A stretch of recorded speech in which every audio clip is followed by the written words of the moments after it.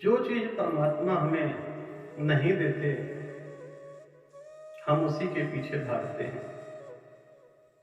जो परमात्मा ने इतना अच्छा शरीर दिया, इतनी अच्छी खाने पीने की चीजें दी, सब कुछ है हमारे पास, परंतु जो चीज हमारे पास नहीं है, हमारा दिमाग उधर ही दौड़ता है। सब कुछ देते हैं प्रभु। जानते हैं हमारा मनुष्य जो जीवन है वह उसी प्रकार से है जैसे 32 दांत हैं हमारे। 31 से तो हम संतुष्ट नहीं होते, लेकिन जो दांत टूटा हुआ होता है ध्यान उधर ही जाता है। जीवन में परमात्मा बहुत सुख शांति समृद्धि स्वास्थ्य शरीर दे, इससे बढ़कर और क्या है। पैसा बहुत कमा सकते हैं, इज्जत मान सम्मान नहीं कमाया जा सकता। इज्जत मान सम्मान कमाने के लिए धैर्य रखना होगा। जब तक आप मौन रहेंगे तो इस संसार में सब कुछ प्राप्त होगा। एक राज्य में एक रानी थी। रानी गहनों की शौकीन, जिस तरह से आज की स्त्रियां सोने चांदी के पीछे भाग रही हैं, उसी प्रकार से वह रानी भी थी। रानी को हीरो का हार बहुत पसंद था, जो कि उसे राजा ने उपहार स्वरूप दिया था। एक दिन रानी वह हार उतार रही होती है, नहाने के लिए सरोवर के किनारे। उसी समय बाज आता है और बाज वह हार लेकर उड़ जाता है। अब रानी बहुत दुखी थी। राजा को संदेशा भिजवाया गया कि वह हार हमें हर हाल में चाहिए।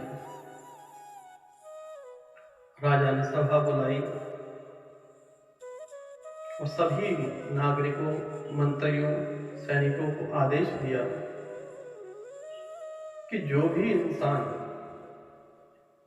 इस हार को ढूंढ के लाएगा उसे आधा राज्य उपहार स्वरूप दिया जाएगा।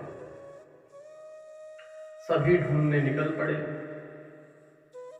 एक नाले के किनारे एक पेड़ के ऊपर बाज समझ रहा था कि यह खाने की चीज है। उस पर चोंच मारी।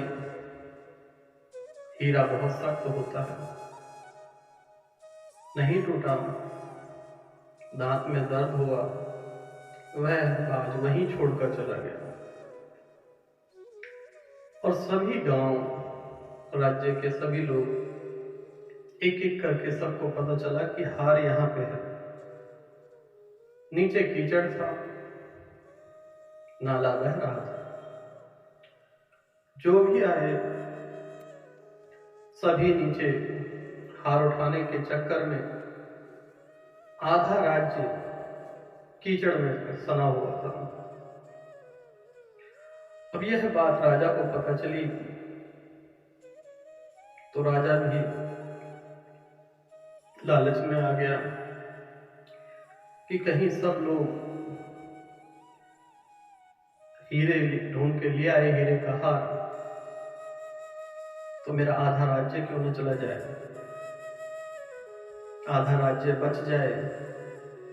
इसलिए मैं भी कूद पड़ता हूं।